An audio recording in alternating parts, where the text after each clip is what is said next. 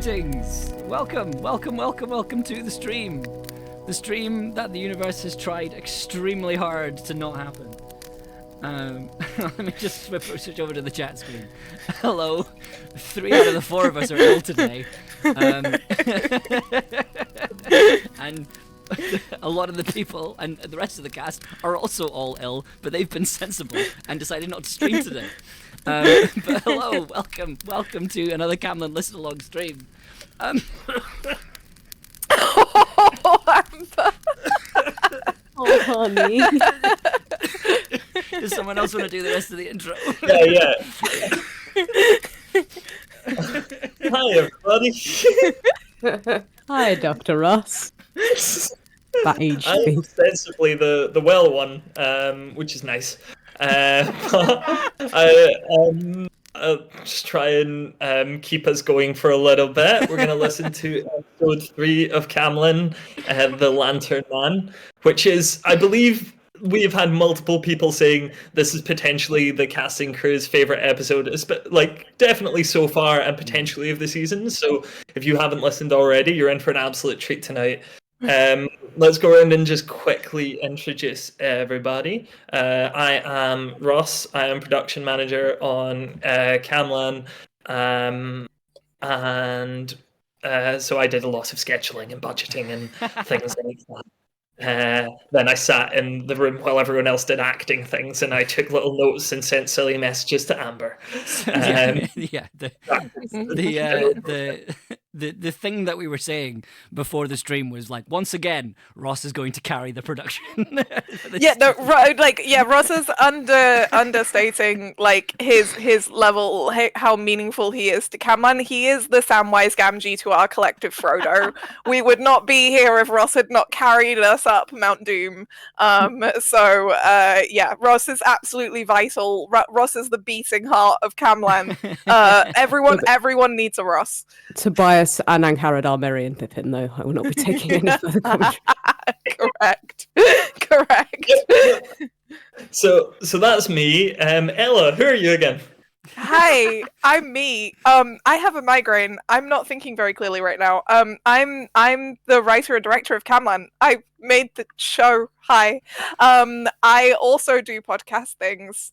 I am head of production for Six to Start, which makes Zombies Run a Marvel move, and I do other stuff. Those are the main ones, I guess. I'm sorry, I'm confused. I'm tired.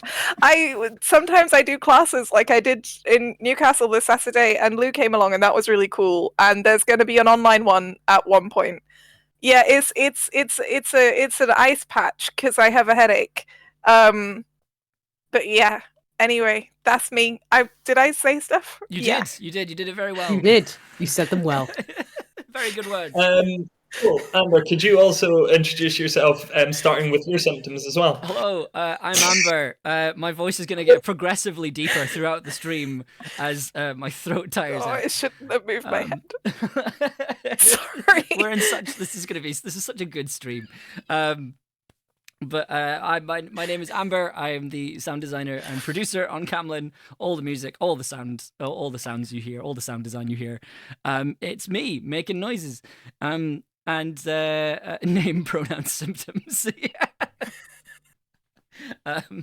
We are also joined by executive producer Poppy, who is currently sleeping. Poppy. I put a coat down after coming in from shopping last week, and Poppy has now made it her home. So that jacket no longer belongs to me. But yeah, that's me. Robyn, would you like to introduce yourself as well? Name, pronoun, symptoms, right? Yes. Fantastic.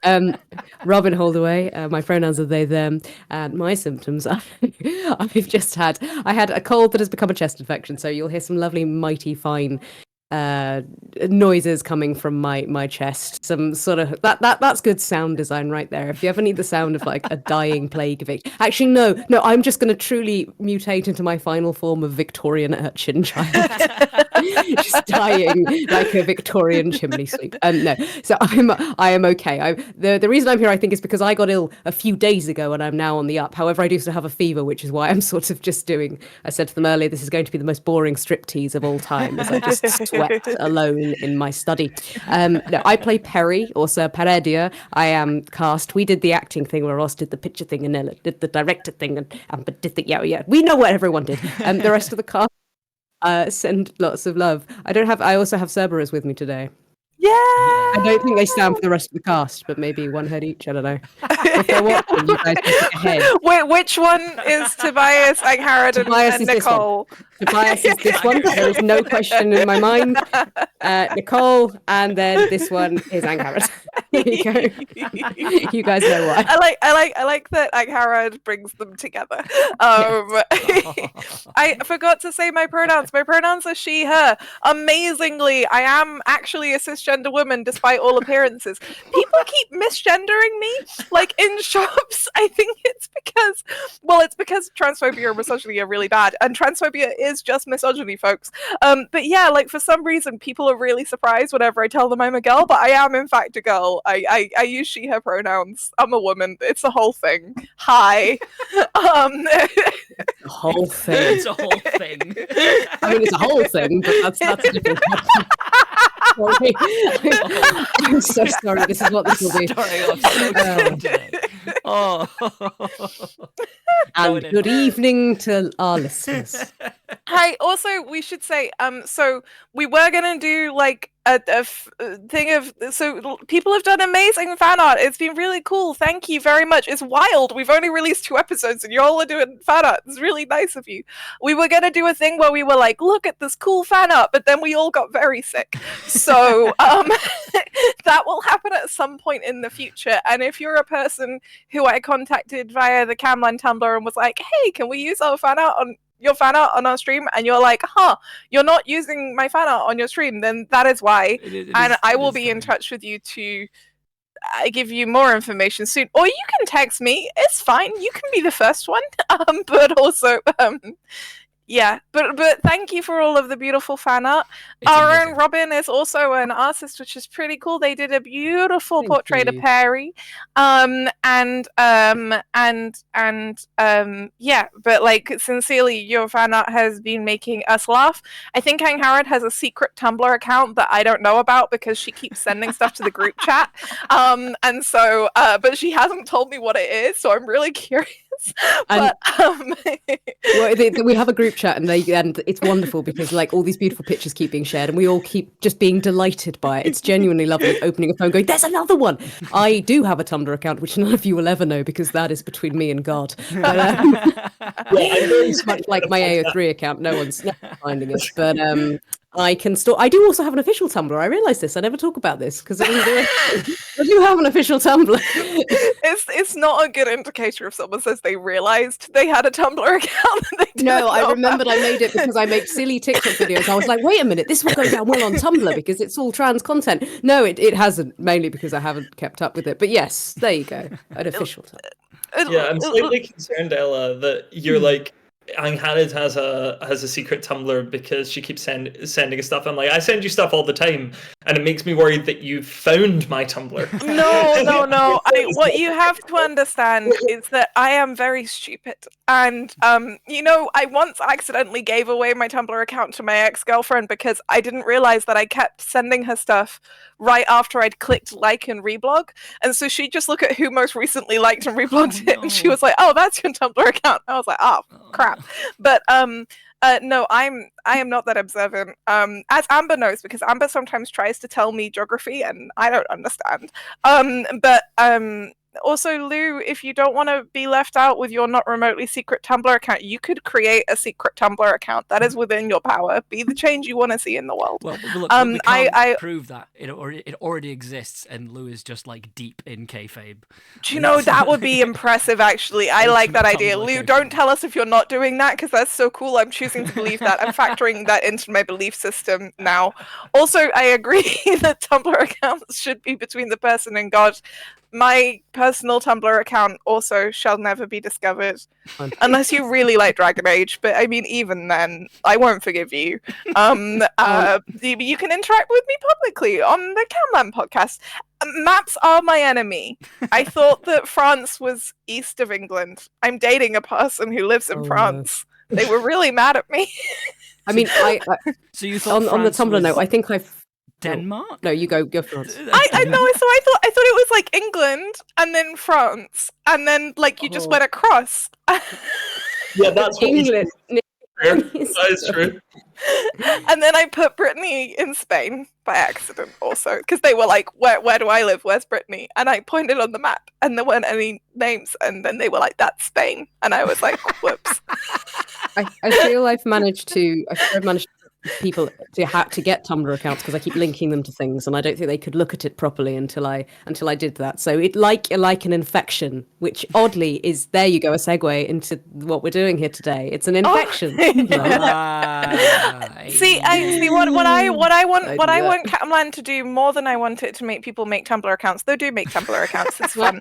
I want it to gaydiate. I want it to trans people's genders, and I want it to make them think about whales. I'm sorry. I forgot that was a country. I'm afraid. Everyone just went like the Blahaj, like the shark. What? No, about Cymru, about the country. And I also want it to be a psyop to make people buy the Mabinogion. That's the other thing. Although, thank you, Erica Sanderson, for gently and politely pointing out that maybe people would find it easier to read Arthurian sources that were less than 700 years old, because someone asked me for Arthurian stuff because they liked Camlann, and then I only gave them 1,000-year-old medieval texts because that's what I would read. But apparently, that's not accessible. Yeah, Shall we listen to the episode? Yes. Shall we listen to the episode? Amazing. Great. Right, how do I do this again? Oh yeah, okay. First of all, I need to change the subtitle where the subtitles come from. Otherwise, you're just going to you're not going to be able to. The episode won't be subtitled, but you'll be able to read what we're saying. So I'm just going to put that over. Please there. don't. Okay, so we'll be back in about half an hour. In the meantime, I hope you enjoy Camlann. Episode 3, The Lantern Man. Yes, I could do the low voice. That was like not even you. That was like voice. Whoa. Okay, now I'm gonna flip over before I have to start coughing. So I'll see you in a bit.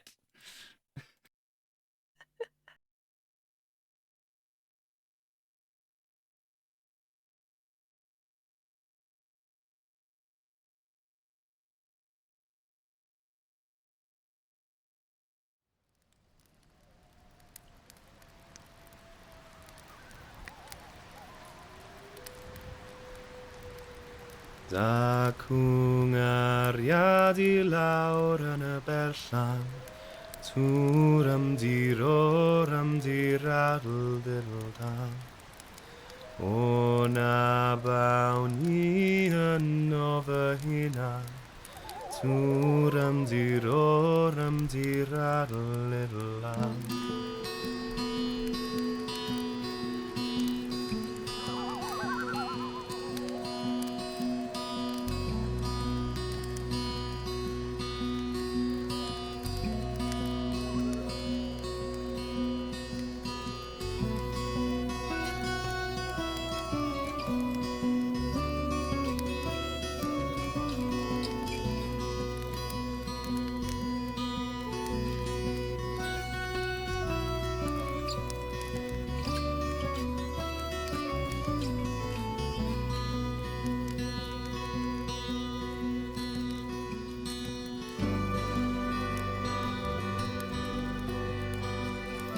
Other people are all there is. I heard that in a podcast once. But it's true, isn't it? In every single way that matters, the songs of our lives are made by the people in them. Family, strangers, friends. The problem is that sometimes people hurt you. Sometimes they mean to, sometimes they don't. And it's really, really hard not to be scared of them after that. Because trusting the people around you always feels like such a huge risk. It's so easy to tell yourself the lie that you don't need them. But you do. They're everything.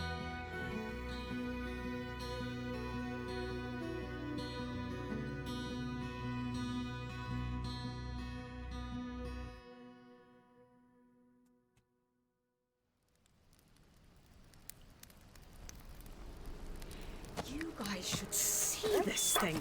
What we thought was fur or horsehair or whatever, it was actually scales. They're so fine you can hardly see them, but they're there. That's why it's all silver. And the mane, it's all joined together like some kind of diaphanous fin. Plus its teeth, well, they're fangs, really. The closest comparison I can think of is a freshwater crocodile, transparent and thin like needles. Lovely. In the stories, kelpies are shapeshifters, but I don't think that's it exactly. I mean, we didn't see it change shape, and everything about the physicality of its corpse seems built for aquatic life, or at the very least, amphibious. Hey, Per, not that I don't enjoy you geeking out about the thing that tried to kill me yesterday, but I'm actually trying really hard to repress that memory. Oh, right. Sorry. That was insensitive. It's okay. We could learn a lot, right? Exactly. I've been thinking about starting a bestiary. It could be a valuable resource. We could use it to learn how these things behave, what their weaknesses are, things like that. That sounds like great homework for tomorrow's die, but today's die has broken ribs, so I think I'm excused. You're definitely excused. And... Hereditary Green. Where did you even find marshmallows, and how long have you been holding out on me? I don't know if I want to punch you or kiss you. Oh, well, they're in one of the cupboards in the studio. It looks like whoever lived here enjoyed the finer things in life. And by finer things, you mean pillowy balls of processed fats, powdered sugar and preservatives. Exactly. You know what? This is worth the blanket cocoon. And I told you the fire was a good idea. You nearly died yesterday, so I'm not going to debate that. Which means you would if I hadn't. Well... There is a kind of romance to it. With the woods and the valley. It feels like we could have been here 1,000 years ago. And it wouldn't look much different. Yeah.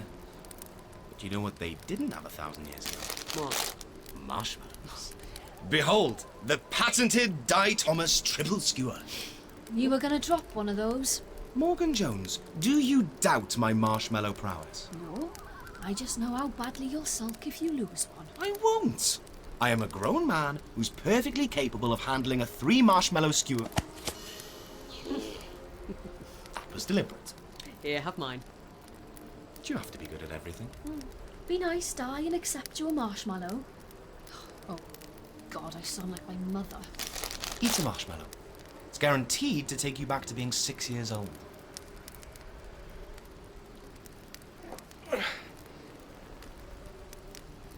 Wait.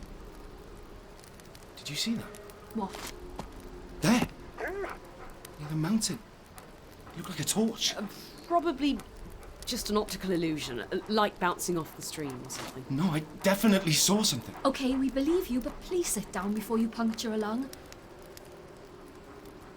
I don't remember there being a mountain there before. There wasn't. No mountains that big anywhere in Britain. Then what? Did the mountain just stand up? Idris Gower, if I'm not mistaken. We're looking at Cadair Idris. In Gwynedd. That's almost 100 miles away.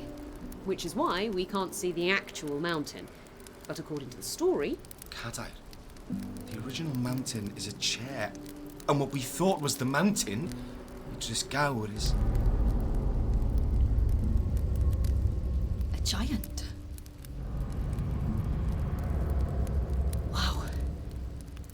Do you think he can see us?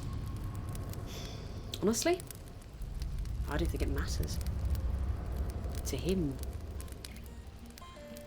we're dust.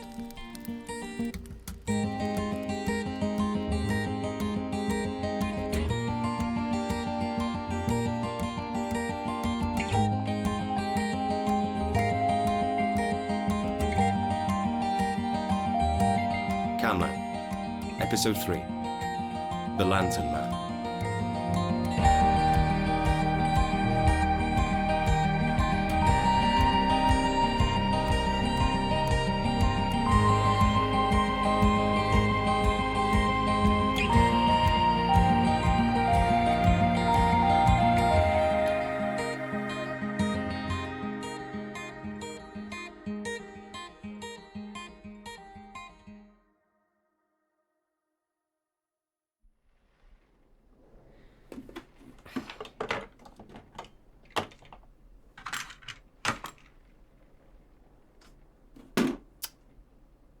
Wait a minute.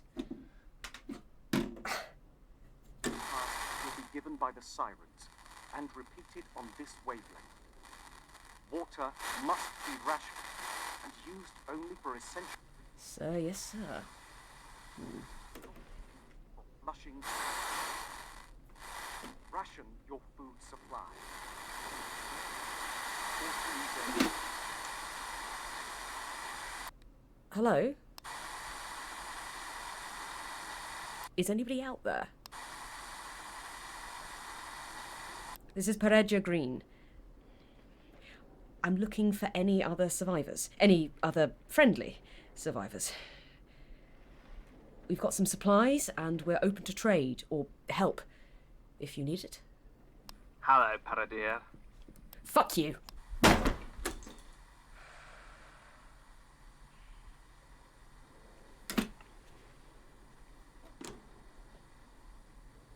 What do you want? Figures. What do you want? Is that any way to treat an old friend? A brother, even? I know you feel the same way I do. You can't help it. What do you want, Kay? Oh, this and that. Your return to the court, the arrest of the witch LeFay, the restoration of the king's subjects to his tender care. All standard protocol. And you think I'm going to cooperate because... You're cooperating now, aren't you? You can't help it. Your fingers feel glued to the radio, like they're being held there. You couldn't let go of me if you tried, and you are trying. Just imagine what would happen if I got King Arthur on the phone. Why are you doing this? There aren't many Paradirs, you know, especially not outside of Wales. We need a full set. The more characters you have in your story, the stronger it gets. Ours is a big one. It's really just a matter of survival. For who? For 900 of the king's subjects, for one. Yes, our ranks have grown rather quickly since you decided to take your little sojourn with the enemy. This is about their safety more than ours. You and I both know the nameless as vulnerable as lambs to the slaughter. Like that little pet project you've got with you. Die, wasn't it? Leave him out of this. Wouldn't he be safer here? With us?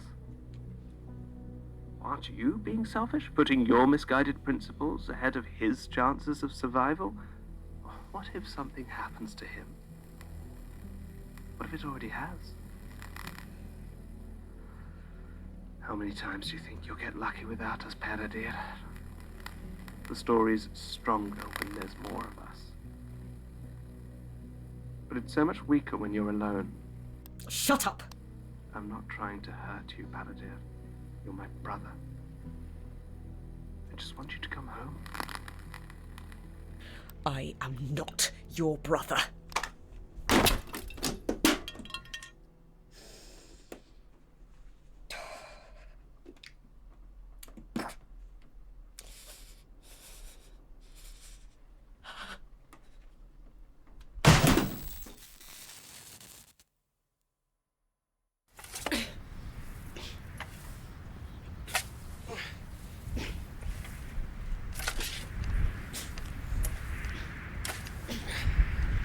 Hey, you okay? You shouldn't be walking around with broken ribs. And you shouldn't be waging war on the hill. I don't think you're gonna win. I'm nearly finished. I know, but it's not a race. Harry, seriously, what's wrong? We need to put out that fire. What? I know it's important to you. I know you want to find other survivors, but we just can't take that risk. We've been over this. The knights are hundreds of miles away. They're not gonna see it. And what happens if they leave? Di, what happens if they leave Glastonbury and come after us? What if they're out there right now and all they're looking for is a signal? They're not. You know what it was like back there. For me, for you, for Morgan. No one is going back. So put out the fire. Please. I can't. Why not? Don't you want to know? Know what? If there's anyone else left. If we're the only ones, if it's us and Arthur and his merry band of assholes and that's it. That can't be true. There has to be more than this, Peredir. There has to be. What if there isn't? Don't say that. I'm not trying to be cruel, Di, but we have to be realistic. It's been 9 months. If there were other survivors, we would have seen them. We should have at least seen evidence of them, but there's nothing. Maybe they're hiding. Maybe they're just as scared as we are. Or maybe they don't exist. Just because you're a pessimist doesn't mean I have to be. Di. We've got a fence to build, right? Okay, let's build a wall.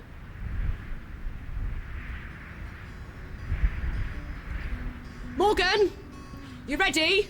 You sure this is gonna work? No! They're here! I don't think they like the fence. On my mark. 3, 2, 1.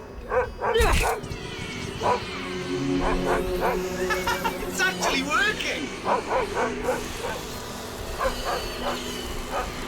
Good job. It's not going to cover everything, but it should at least do something about the gentry.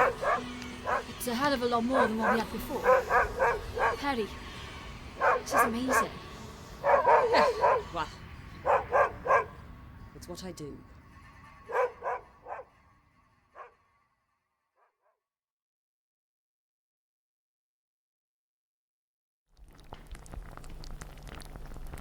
The only good thing about this cottage is the fact we get hot meals now.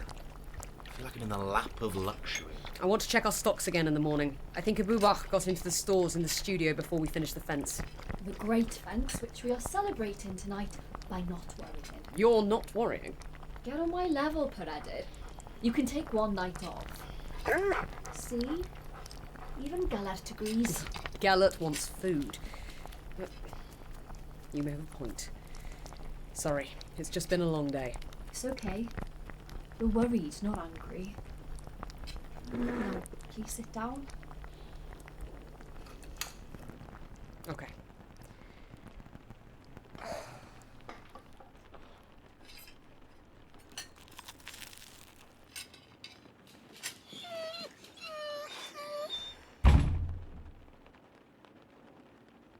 What was that?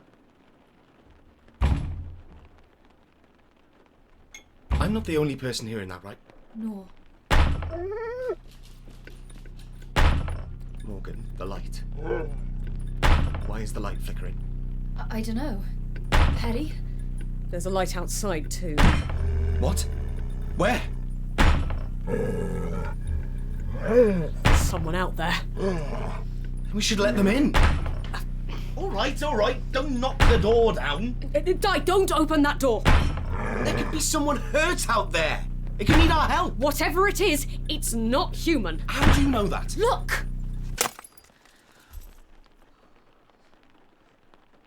Morgan, why did the lights just go out? I don't...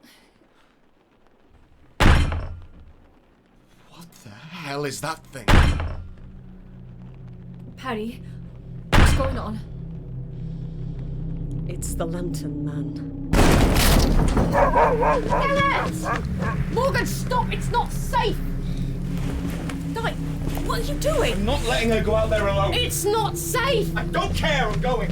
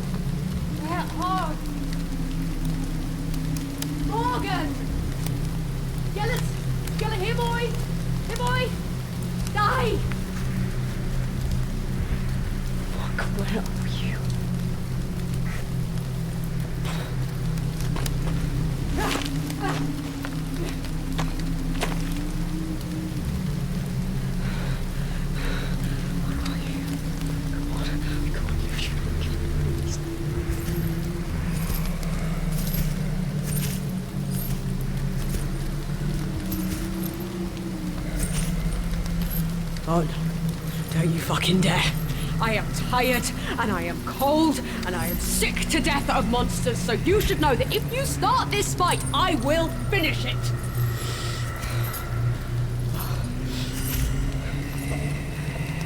What is it? The torch, right? Well, sorry, buddy, but I'm not giving this thing up. So your choice is to either get over it and fuck off, or get closer and see what happens.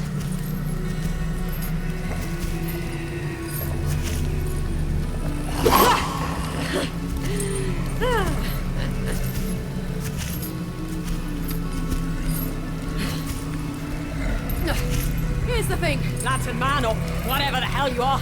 My name is Peredia, Sir Peredia, and I'm a knight.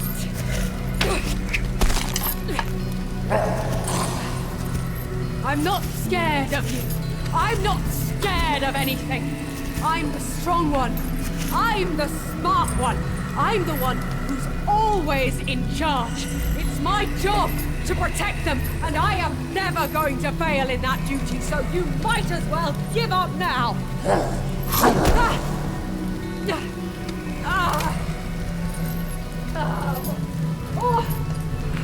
Or maybe you kill me. Maybe this is it, and I finally get to fucking rest. Because I left my story behind.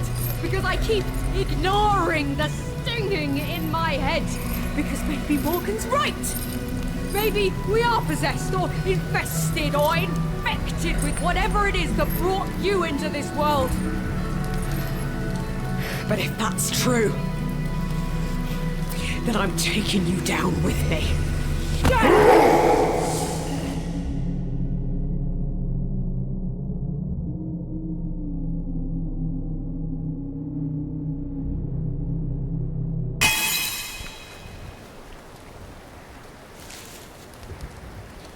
Gel, where are you? Gellert! Oh, thank God you're all right. You're okay, aren't you? Don't do that to me again. Okay, boy? Oh, okay. Oh, come on. Let's get back to the cottage. Oh, oh my God. Are you real? What? Stop it. Just stop it. Don't do this again. Just leave me alone! What? Who are you? I'm not listening. I'm not listening to you. Hey. Hey, it's okay. I'm real.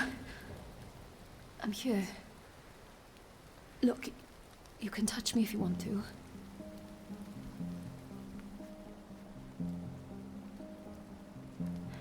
You're warm.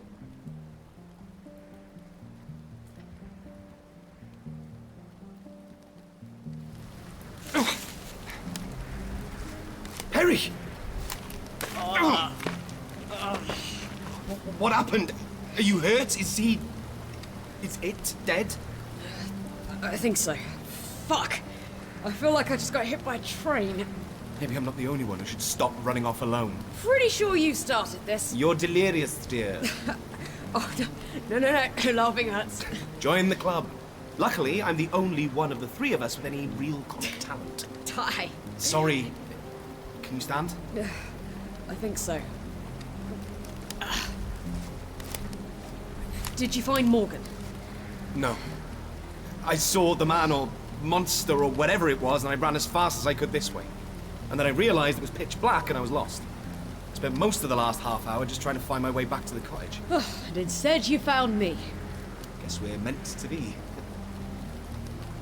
Come on. Let's get you home.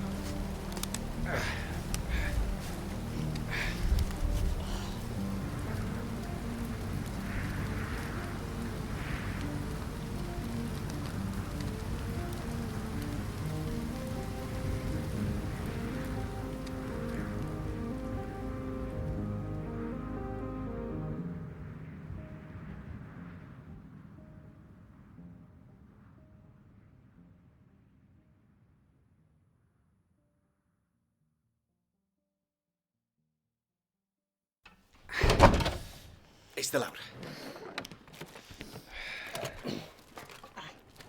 Now, if we set up the torches like this... Let there be lights. Nice work. I'm basically a wizard. I'll go get the medical kit. Careful of your ribs. Bit late for that. Ah.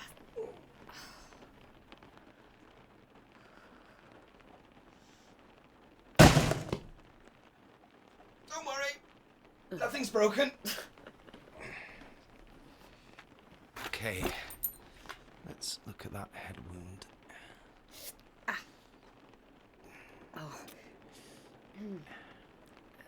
Di, listen, about before. None of that now. It's the apocalypse. We were bound to snap at each other eventually. Does that count as our first fight? Oh, no.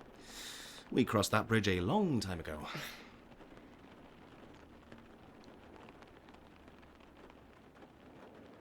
I'm just scared. I know. Why aren't you? I'm terrified of everything literally all of the time. But that was true before the world ended. I just can't help but feel that the hope is worth the fear. That life isn't about the people who've hurt you. It's about the people who didn't. I think everyone hurts each other all the time. You don't hurt me.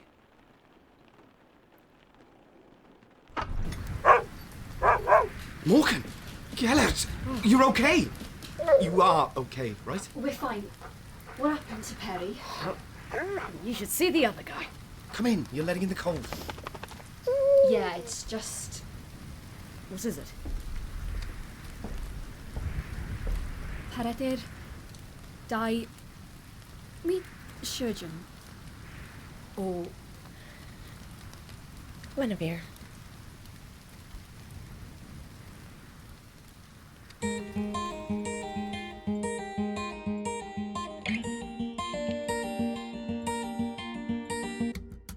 Camlann, Episode 3, The Lantern Man, was written and directed by Ella Watts. It was That's produced by episode Amber 3. Devereaux, with an That's original episode score 3 of by Amber Camlann. Devereaux and additional music We've direction just by been here Eliza Catterall. nerding Our out about how production much we love this manager is episode. Ross Like McFarlane. it's This really good. episode We really like featured it. Tobias We really Weatherburn love it. as And it's been wonderful reading everybody in the chat talking about it. That's been really wonderful as well. My voice is continuing to get worse, and we're all sort of slowly melting. But yeah, I'm glad people like the episode. I think we've got a couple of questions in the chat. Ooh, But if you give me questions. give me We just do. 2 seconds just to get all the tech stuff sorted, and then we can get to that. I can tell you about the Lantern Man because it's so cool. It's a reference to a piece of folklore literally called the Lantern Man. Also, hi everyone, I've upgraded to sunglasses. Migraines suck. No,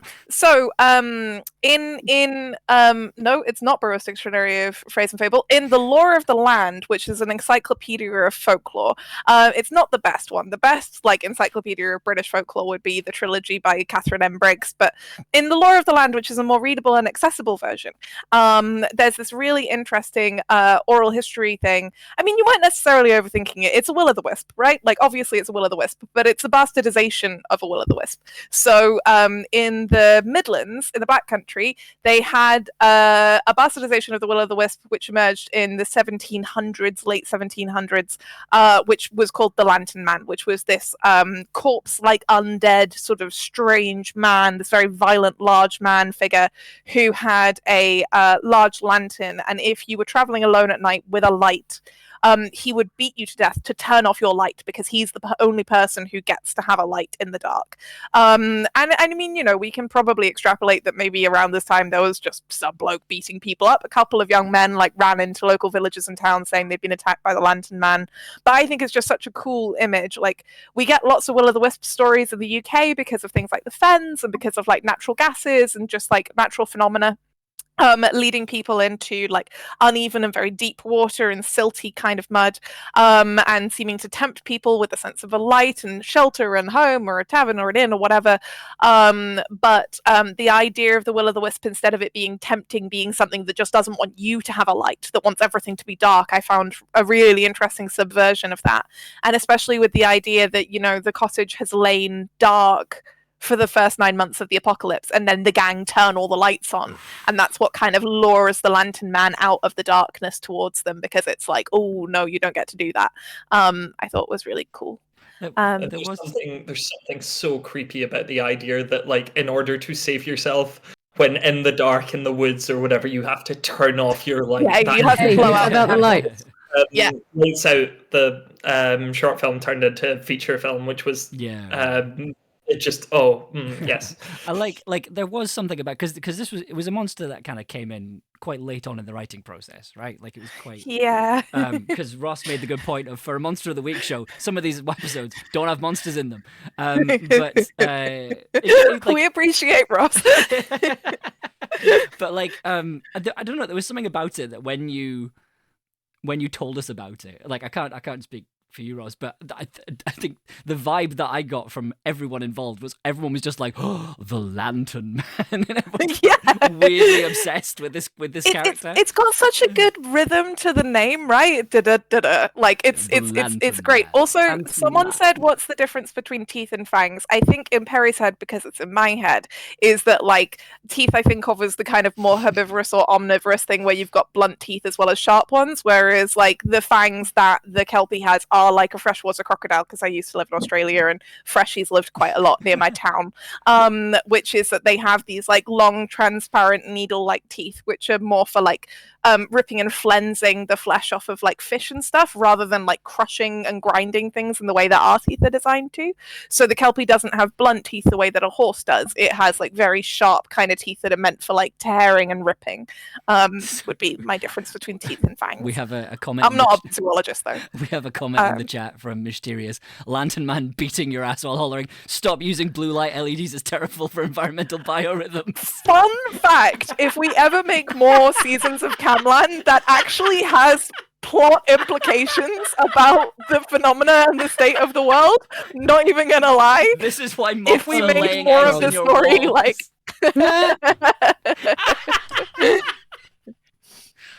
yes, Mandor, Carhook Hand. I actually thought of that a lot when I was writing that scene. But yeah, like you know, like it's you always want to have something that like is really cool for audio. It reminds me of like there's a radio play called Danger where they said to turn the lights off. We mentioned it in a previous stream, but I really liked the idea of like you can be in the dark with Diane, Morgan, and Perry. It was the same kind of device that we used in the first episode where they're waiting for Tuktroith to leave them alone, and you just get that quiet moment where they're listening as like it slams against the walls. And this one was like, you know, them all sitting there in the dark, just like hearing this banging on the door and deciding whether or not to answer it. I think like partly that's for me because I've got like some like I'm an abuse survivor. Like one of my triggers is people loudly banging on doors, and I find that to be a really frightening and sudden sound. But I think it's interesting what makes that frightening, because you know, again, because there's this theme in Camlann of like isolationism versus community, and with Perry and Morgan both being so frightened of the idea of other people, what does a knock on the door mean? Like for Di in that scene, the knock on the door is really exciting because it means there's another person, but Perry and Morgan immediately assume it's bad. Like no longer is the case of like someone else being there a good thing, and we as the listener like also assume it's bad, and in this situation they are correct. However, then later on, you know, obviously Gwen turns up, so yeah. Yeah, I very much enjoyed putting that scene together. Just because it's like it goes from loud to quiet to really loud to really quiet, and the horror. There's something so interesting about the rhythm of horror and the rhythm of what we as people know subconsciously to be scary. And I wonder whether or not it's context and culturally dependent, because it's one of those things that I think we all know that, and I don't know. I'm asking here because whether is there something innate in humans that makes us go, oh yeah, we know this.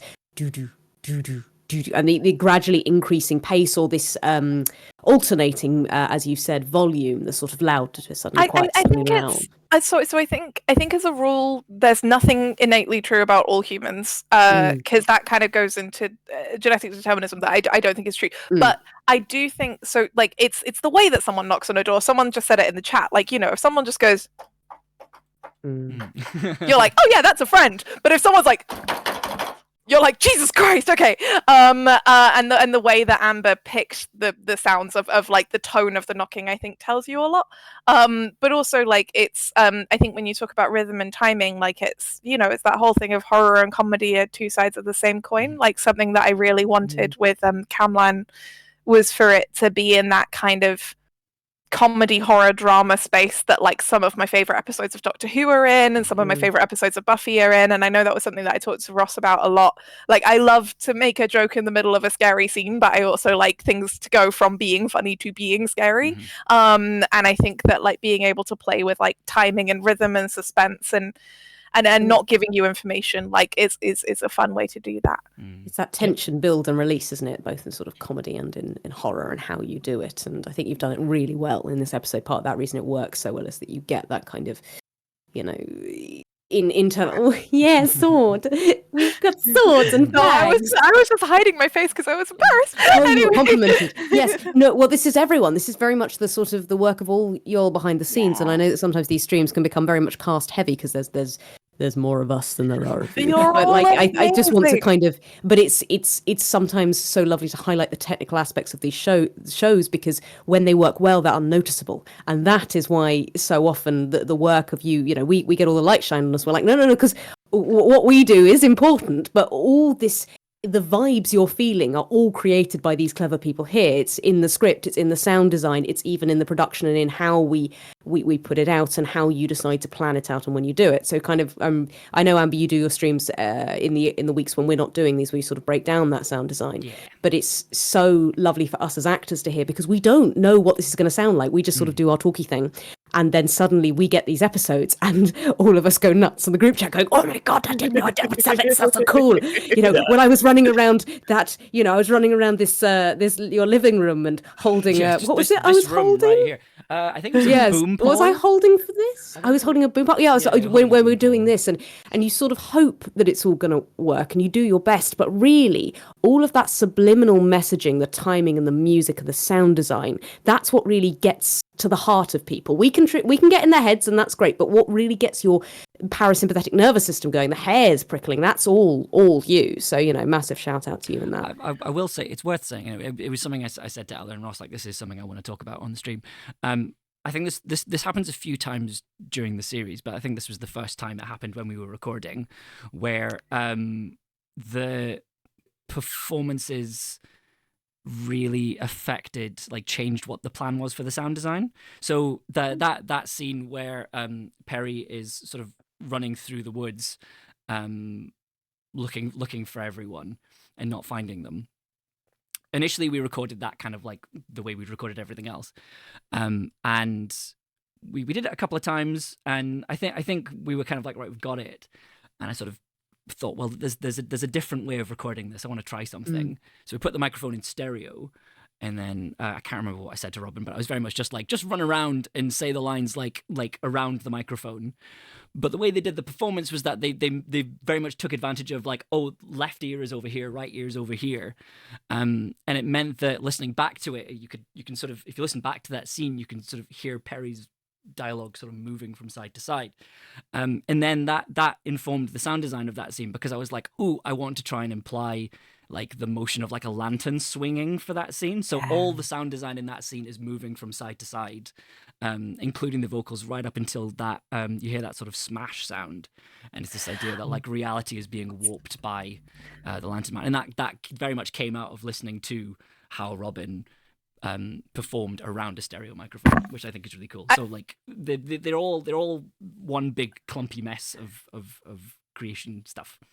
I think also like, yeah, like this is the thing that I think a lot, and I've texted Amber about before, which is like Camlann used to be just my baby because I lived with it by myself for a really long time, but I now consider it to very much be like co-parented by the polyamorous throuple of me, Amber and Ross, but like especially like it's it's I think of like Amber is such a wonderful person to collaborate with, and I don't know how I would have felt about sharing the creative process of Camlann with anyone else. I can see myself getting really, I can really see myself getting very bristly and like get the fuck out of my kitchen with someone who was trying to add stuff but getting it wrong. But the thing is that like for whatever reason, me and Amber in a very 60s hippie way are just on the same like vibration frequency when it comes to creative stuff, and like we do just kind of get each other. And so every time that Amber suggests something, I'm like, oh yeah, that's great. Like they've never made a suggestion where I've been like, oh, I hate that. Like it's always just been like, oh yeah, like I love that. That's better than what I thought. And it's lovely. It's really, really nice because it means that they add so much whenever like episodes are made. So yeah, like the lantern being smashed at the end of that scene was not something that I scripted. That was something that Amber added in. A lot of the like creative interpretation of like how the Lantern Man works in this episode was stuff that Amber like added with their own process. It's like putting like wet clay in an oven, and then Amber is the person who actually turns it into a pot with glazing and painting and everything, and it comes out and you're like, holy shit, this is so much better than I thought it would be when it was just wet clay. I am the kiln. You are the kiln. Full of warmth and light. But get out of the kiln. But yeah, no, it's really nice, and it's funny because it's like, yeah, like also obviously our wonderful actors are fantastic. I was saying to the others just before we came back on, I love Nicole, who we finally introduced. Nicole Miners is our other lead character. She plays Shujin or Guinevere, and she's finally here. But just like that, what I really love is just even in that final word when she says just the word Guinevere, I think she puts so much like into just one word, which is really hard to do. And she has that sense of like trepidation, and kind of like, oh, I know that this is going to go over in a way, and I'm not sure how it's going to go over. And I love her. I think she much like Paul, who plays Gwen, joined later in the process. She joined a couple days in to our recording, and she was just like, her first couple of scenes were all quite intense. Like that scene with Morgan was the first scene she recorded, which is quite an intense scene to record. Like she's in like a really bad place, like Guinevere, and Nicole was just such a trooper. She just like immediately just jumped in, like both feet just straight into it, and really like created something like lovely with Gwen that I really enjoy. There was a moment, I think it was Nicole's first take, and like we sort of rolled it, we sort of stopped, and I remember looking at Ellen just going,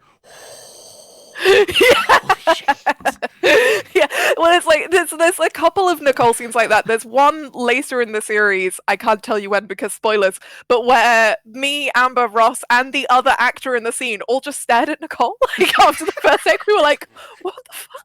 Like, and I didn't have any notes for her. And as Robyn will attest, I normally have a lot of notes because I talk a lot and I like the sound of my own voice. But yeah, it was a really long scene. It was like a 4-page scene. I was really prepared to have a lot of notes. I didn't even have one. She just fucking nailed it. It was just like, Jesus, okay. And the other actor in the scene was like, that was amazing. And all of us were like, yeah, that was amazing. We love Nicole. Most of the notes to me are slow down, and Robyn, that's not how you say that in Welsh. That is offensive.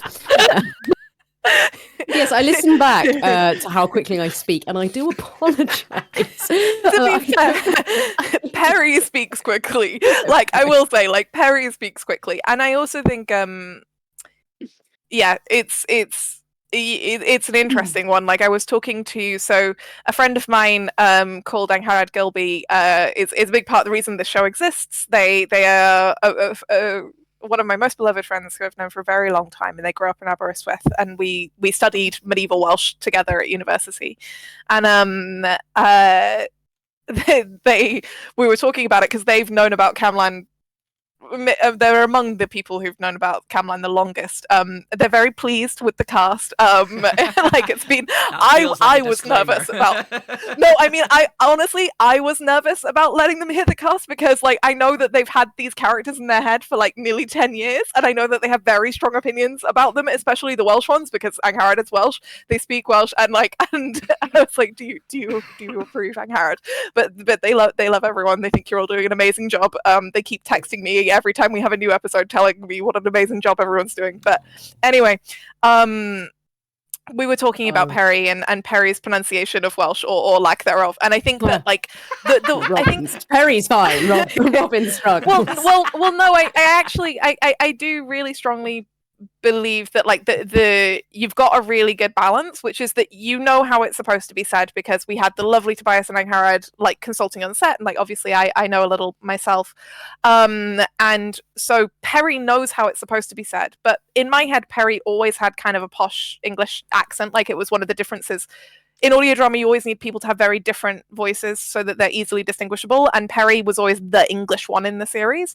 And so Perry needed to have like a Southern English accent, but that means like there is a specific kind of Southern English accent, like yours and mine, Robyn, which just doesn't really have a lot of the sounds that you have in Welsh. And so the fact that Perry is someone who understands how it needs to be said and at the same time cannot say it perfectly, but then is next to Morgan and Di who do, and also who love that Perry tries and that Perry knows and that Perry learns, like I actually think is correct to their character. Like I think if they said it perfectly, it wouldn't quite be Perry. Like they need to have flaws, they need to get things wrong, that they are a human being. Like Perry is perfect, we know. This is I wanted to say that this was, if I'm allowed to say, the audition piece. This episode was both the opening bit, what is it, a diaphanous. I learnt the word diaphanous, which delighted my other half, who knew the word, and I say it, and she's like, yes, it's a great word. I'm like, oh, it is a great word. Stop now, you writers and your thesauruses. No, it's fine. So I had all this glorious. I didn't use a thesaurus for that. I just like that word.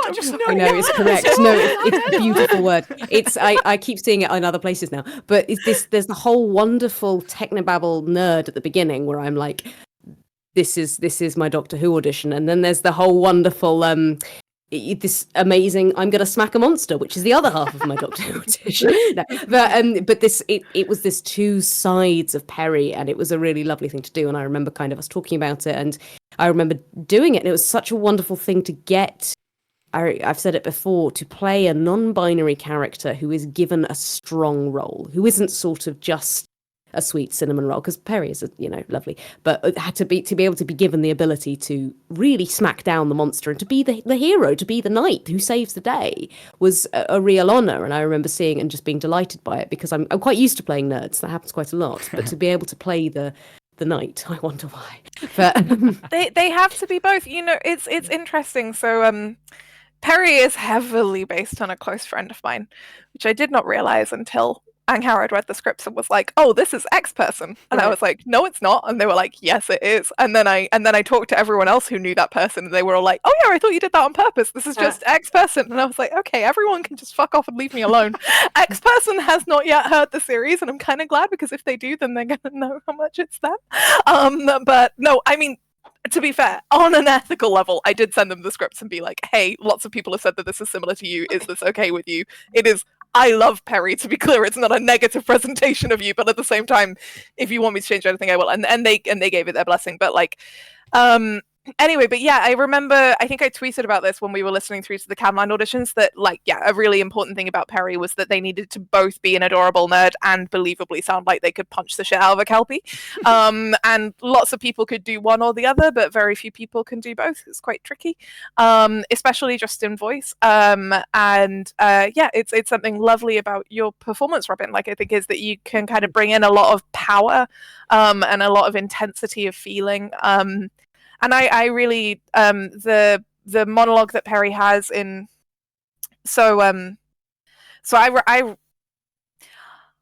I'm not going to tell you all how many drafts of Camlann I've written, because but like this particular version of Camlann, I think this is the 7th full draft of the entire series, just rewriting it all from scratch. And but most of the series was the version of the series that I sent to Amber was written in 2019 when I originally asked them to do the theme music, and that was the version of the series that I sent to Amber and Ross to read to give me script edit notes, which is when Ross was like, hey, there's monsters missing from this Monster of the Week series and stuff like that. And then between 2019 and when I rewrote the series last year, I got COVID, and then as a result of long COVID, I became disabled, more disabled. I was already disabled in other ways, but like physically disabled, and I got chronic migraines and generalized pain disorder. And one of the side effects of that was I got a headache that never ever stopped. Like, so like just constant, I would go to sleep, I'd have a headache while I slept, which meant that I wasn't getting sleep, and I couldn't write anymore, and it was really upsetting and stressful. And then I had to rewrite the series because I told Amber that I wanted to do Camlann, and then Amber and Ross had applied for funding, and then we had to like actually do it. And I was like, oh motherfucker, I have to like rewrite these scripts. And I got this real like imposter syndrome against myself, like against younger Ella, who wrote these scripts without any pain when writing was just fun and not physically painful, and now it is physically painful. And it was really scary, and because of this like constant pain, it's really hard to step back and like think about my writing because I'm in pain, and it's hard to think clearly when you're in pain. But I had to rewrite episode 3 because I didn't have a monster in, and so a lot of episode 3 was very late additions to the show, and it was one of the episodes that I wrote most recently, and a lot of it was very, I guess, raw in terms of like it hadn't gone through 7 rewrites in the way that a lot of the other episodes have. It's a lot more bare, and things like Perry's big kind of howling into the darkness with the Lantern Man, and things like Morgan and Gwen's meeting, and things like Diane Perry's conversation in the cottage are all like very, yeah, like emotionally raw and honest in ways that some other parts of the series aren't. They are, but like also they've had like a lot of time to kind of develop and mature. But yeah, I think that you did a wonderful job with it, and I'm really happy with how it turned out. And also, I'm so glad that we have a Ross to tell me that Ella, you need to have structure in your episodes and monsters and themes, and also there's a way that these shows are written, and Ella, you should probably do it. So I learned so much about writing from Ross McFarlane. Strongly recommend. Good guy, good help, insight. Yeah. I was like, I rewrote all the episodes, and then I never actually spoke to Ross about it, but I was like, I really hope he notices that I did what he said. I've got a few things to say off the back of kind of what the conversation has been so far, which first of all, I think it is a testament to, like, I think it's always, I have this thing a lot with my writing, where I'm like, I used to write so much, and now I write less. But when I look at what I write now, I see the difference in even just the first drafts and the early stuff that I write, like, and the stuff that I'm writing. It's that thing of like all of the experience that you have that builds up to it means that you can go back and write pretty much a full new episode in The Lantern Man that is as good as, or generally better than the other episodes that you wrote 6 years ago, because you are a better writer, you are a better creative than you were. And I think that really shows through in that this is the cast and crew's favourite episode, Ella. Like, that is a testament to how you have moved on as a creative, and that's the thing to remember, that even if you are outputting less than you used to, the things that you are outputting are just going to be better. They are going to be you're going to have improved so much, and you work on this series as a whole has been incredible, and it was wonderful getting to do like a consultancy on scripts that I'm like, these are all really good. Now it's just a case of like being like, there are some things that, like, if you haven't written scripts like this before, here's some of the tricks to make them work in a way that will like make sense to the audience first time around. Like, I'm fully in favor of weird and wacky stuff, but like, I'm also, if you're going to be a Monster of the Week, is such a beautiful structure. Like, it just deserves to be like, I'm going to do the exact structure and I'm going to do it brilliantly. And I think that's what you've ended up with the series. Also, I was wanting to say earlier, in terms of like having spent a lot of time with the scripts and then having like also doing the transcribing of them, I have so much of an appreciation for how Ella writes in like the dialogue is wonderful, and we can talk forever about the amazing speech and how Robyn delivers it and all these things. The sound cues and how Ella describes them for Amber to then pick up and take forward, incredible, very fun, like very engaging, very obvious what's going for. And then Amber, the way that you interpret them, it's so fun because I get to do the edits. I get to see exactly where you've made a decision in this. Like the thing I was thinking about when we were talking about like rhythm and like the knocking of the lantern man on the door. There are 2 sound cues in the script that say there is knocking and it gets louder. The knocking continues and gets more aggressive. Like those are the kind of 2 sound cues throughout that entire scene. And the knocking as it goes through, and I went through and added in knock, like just in all caps every single time. The way it punched the dialogue as it goes through. I feel very lucky that I get to enjoy these scripts from both sides and spend so much time with them, both before we made them and now after. I get to go and read them through again and then compare them to what the episode sounds like and try and emulate in that written form. So I just wanted to gush about you two for a little bit. Thank you for listening. I need to pass on in that vein. I'm looking at my phone because I've got the chat and things on. I'm getting messages from my wife who's saying, I can't make the chat work, but I need you to say that the sound design is fucking extraordinary on this podcast. I've tried to post it 4 times. So yeah, she's having problems with the chat. She also says, what was it? It was you. Merry Band of Arseholes is a banger of a line.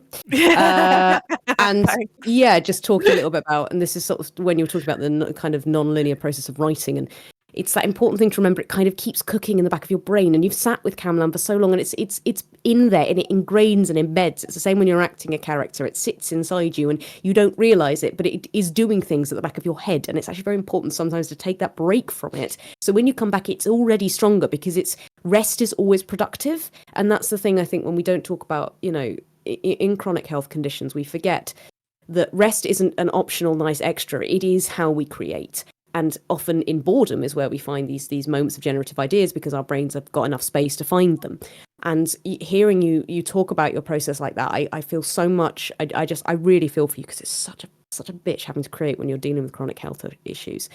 But as these humans have said, like, your writing is beautiful and you don't worry about it because it has sat within you and it has cooked and it has created this beautiful world, and you know how to write this world, you know how to write these people. And I know if we said tomorrow, can we just we just need to do a quick little Camlann, and if you wrote that, it would also be amazing because it's already in you. So yeah, please love that. Well, thank you. Oh gosh. Well, I mean, although you say that, there is a flip side to this, which anyone who is watching who also like writes and makes stuff as well, I imagine will relate to. And again, it's like I'm so glad that Ross is here because I love our Ross. But is that like a lot of like working with Ross was Ross being like having this like lovely, wonderful, kind, gentle humor of talking to me, and he'd be like very politely like, Ella, why is this scene doing this? And I'd be like, because of all these reasons. And he'd be like, Ella, that's not in the script. And I'd be like, oh yeah, it's not in the script. Like, so there's a lot of stuff where like Camlann has existed in my head for so long now that all of the like world building and character journeys and stuff. And there's something that's going to happen in the next episode. There's a scene in episode 4 where Ross was like, why are these 2 characters interacting the way that they do? And I remember we were sitting in the room that Amber's in right now, and I gave Ross this really long, like 20-minute explanation of like, well, obviously they're interacting like that because of like this thing is happening on this character side, this thing's happening on this character side because of this really important plot point and world building. And Ross just kind of looked at me and was like, Ella, that's great, but it's nowhere in the script. I've read the whole series and that's never mentioned. And I was like, I should probably mention that. And he was like, yeah, like maybe. And I was like, oh yeah. So a lot of stuff that I originally thought was like really clearly implied has been made much more explicit. Yeah, and then some of the, like for example, the stuff that is talked about in this episode between Kay and Perry about this idea of like this effect that the knights seem to have on each other, and Perry talking about this like singing and this calling and compulsion that they feel, this relationship that they have with their story. Are we talking about Kay? Oh, we love Kay. We love Kay. Felix Trench. I love Felix. We really wanted to cast someone who wasn't Felix, but unfortunately, Felix is very good at doing what Felix is very good at. So we they only say sorry. We were talking about this earlier. So it's not because they don't love Felix. They didn't want to cast because you were sort of saying that you want to do a real open call, and Felix We didn't just want to cast our friend. Felix, to be clear. Yeah. Sorry, I said that because I think my passionate platonic love of Felix Trench is widely known. I'm a big fan of Wood Overcoats. No, we love Felix. He's a good egg. But yeah, we really strongly felt that since we had the luxury and the privilege of being able to pay people thanks to our generous funding from Creative Scotland and Inevitable Foundation, we wanted to do an open call and not just cast our mates. Casting your friends makes sense, especially when you're asking them for big favors, like playing a major role in a podcast series. But if you can pay people, there's so many good actors out there, and you probably don't personally know all of them. And it's good to audition people. But so we did a big open call, and we had a lot of excellent Ks who came through to our final round, and we really did have about a dozen people in that final folder who all could have really played this role very well. But we love Felix's audition, so we cast him, but it was great, but also slightly frustrating, being we went through this whole casting process and then we ended up casting the guy we knew anyway. But we love Felix. Felix texted me when he got the scripts, being I've been reading these scripts and I just saw a reference to Wood and Overcoats, and I was like, yeah, you see. Just I love that show. Well, I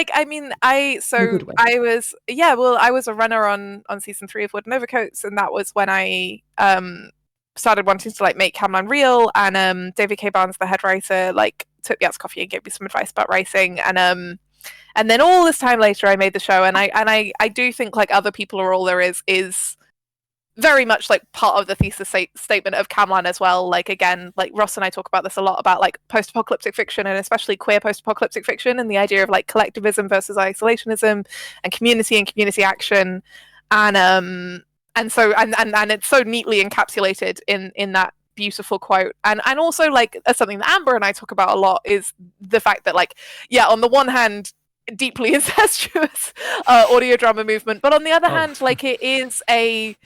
it is the audio drama movement of the 21st century is a recognizable and definable aesthetic artistic movement. It has tropes and motifs and storytelling decisions that you can recognize. It's a really interesting group of people who are communicating around the world with a very specific political, social, and artistic intent.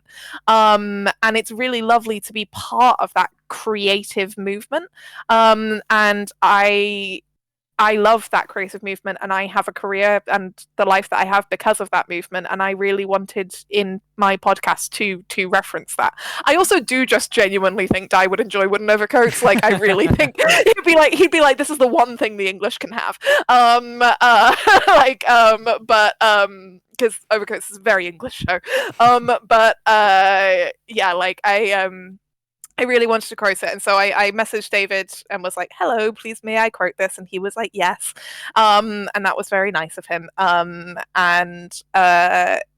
again, quite a late edition, because that monologue was also written with the rest of Ep 3.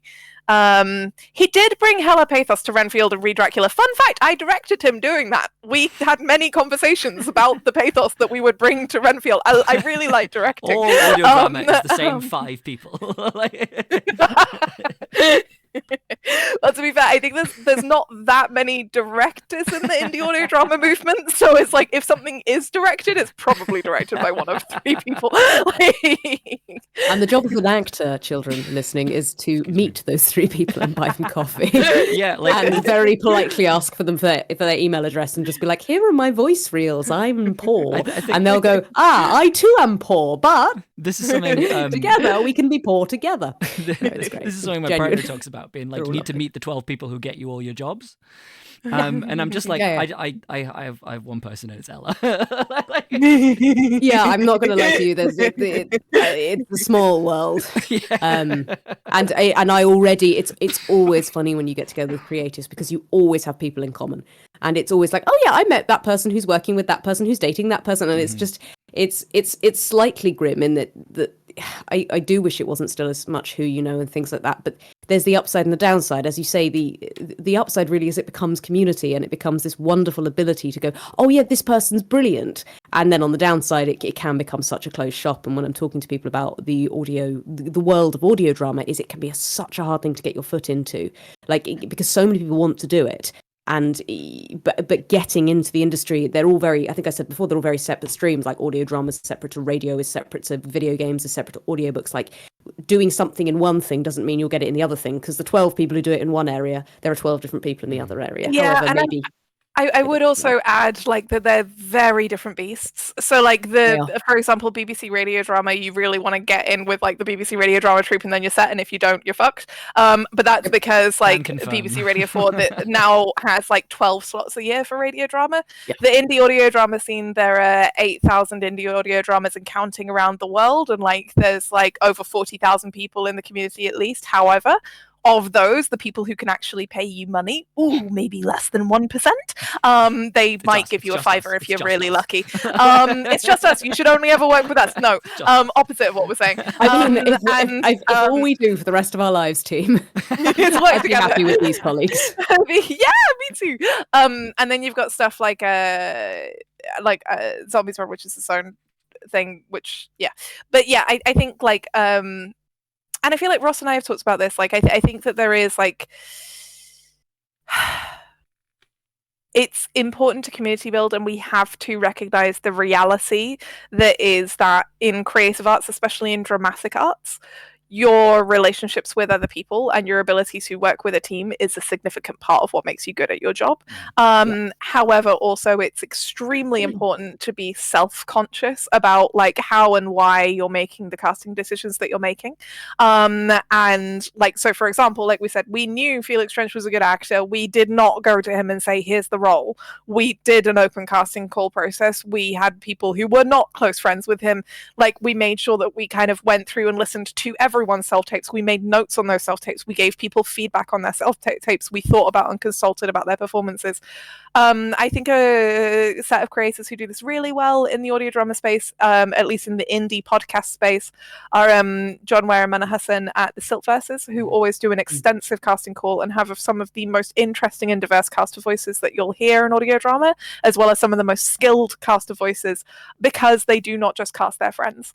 Again, if you are doing a bunch of stuff for free and you've got no money and you're doing it when you get home from work and it's just a passion project, there is absolutely no sin in being I'm going to get my housemate to voice this character for me. I want to be very clear, this is not a criticism of doing that. But I do think that if you do have the privilege and luxury to have money, which is very rare in the indie audio drama scene, and I will advise that if there's anyone who's an actor watching this, there is not an industry in podcasts. There is not enough work for you to base your career on it. You are much more likely to be able to get work as a voice actor in video games and animation, which are institutionally corrupt, but that is where the work is. We've not quite got there yet. But yeah, I think for people who are directors and producers who might be watching, try and emulate people like John and Mana. If you do have money, try to have proper open casting calls, think about your process, discuss with people, try really hard not just to cast your mates, because as lovely as your friends might be, they may not be the perfect people for this role. None of us knew Robyn or Angharad or Tobias or Nicole before we started this series, and I think that they are all the best people for the parts, and some of the people that I invited to audition were people that I knew. I think all of us invited people to audition that we knew who we didn't cast, not because we don't like them, not because we don't think that they're good at their jobs, but just because for this specific role they were not the best fit. It's good to meet more actors and meet more people. As I've said with Amber might be one of my dearest friends, but I have not known them forever, and I could not have imagined how much they could add to the art that I make if I had never met them. And I met them because they were a colleague in the space who I spoke to. You never know who you might meet and what they might add to your art, and you should make efforts to meet people outside of your social circle. I think it's probably well worth saying from the acting perspective, if there's anyone listening who is interested, I don't mind doing sort of a quick demystify of the process, if anyone wants to hear that. Go for it. Just in terms of how roles are got. So in open casting, what we're talking about is often on social media. You might see them, the lovely little, you can look back, I think it's still on the Camlann your social media, the casting calls you sent out, and it'll be a brief. It'll describe the character, and please, I can't emphasize this enough. If you're an actor listening to this, only apply for things that you actually suit. It's not like a lot of jobs in the world where you can lie. Well, also you really read the damn casting call, please. Read the casting and make sure you are actually appropriate for it, because there is few things, I think, I'm sure, Ella, you can attest to this, there are few things to turn a director off more than an actor who has applied for something that they are not suitable for.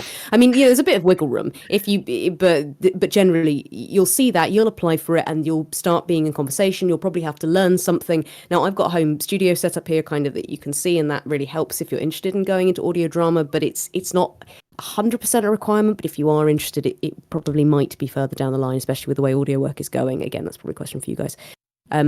Once you do the call, you meet with them, and then you'll go through rounds. You'll have auditions and maybe recalls and see whether or not you're suitable for the part.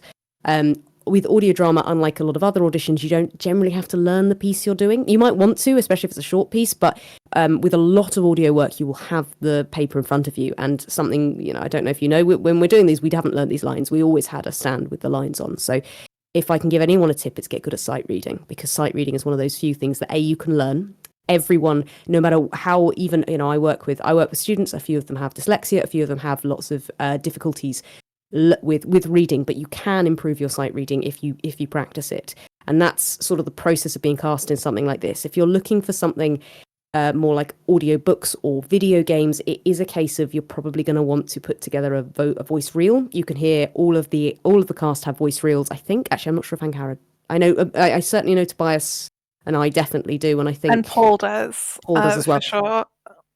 So have a listen, look up actors that do things, look up their agents or wherever, and we'll have our reels, and that'll be an example of the kind of work we do. And if you're interested, sorry, I'm rambling on. Is this valuable to people? This is very valuable, I think. Like, it's good. It's really good. And yeah, like Robyn absolutely agreed. Like, the quickest way to get on my blacklist as a director is to audition for every single role in a casting call, regardless of the character or their background. Oh boy, am I never going to work with you if you do that.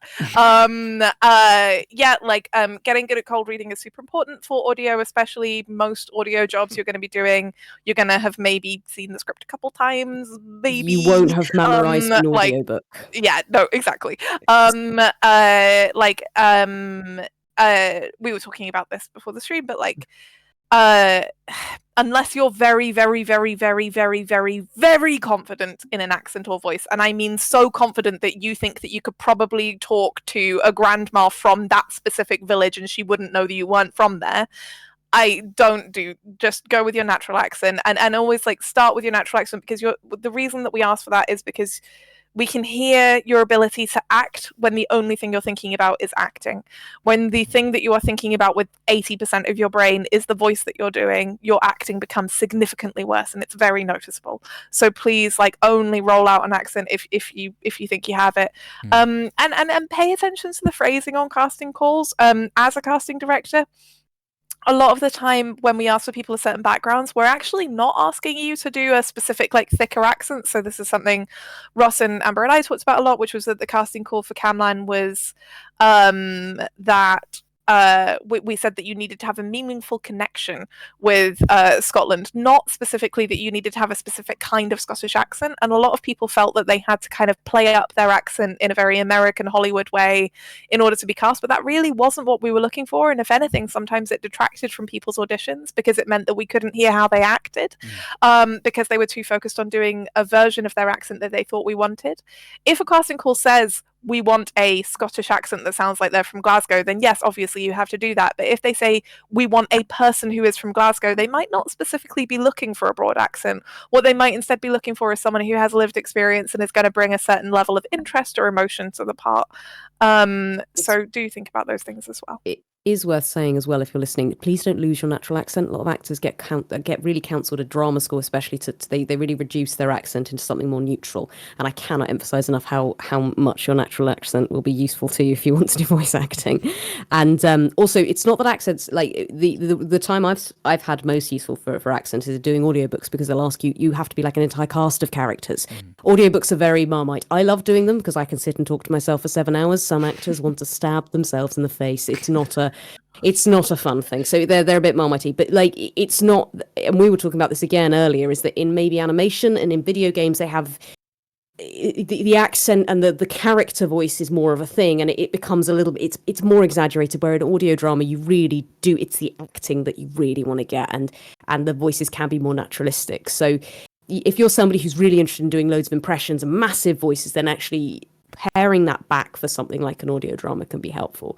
But if you get a reel together, maybe try and get a voice agent is my kind of note on that. But I just wanted to say that in case anyone was listening was interested.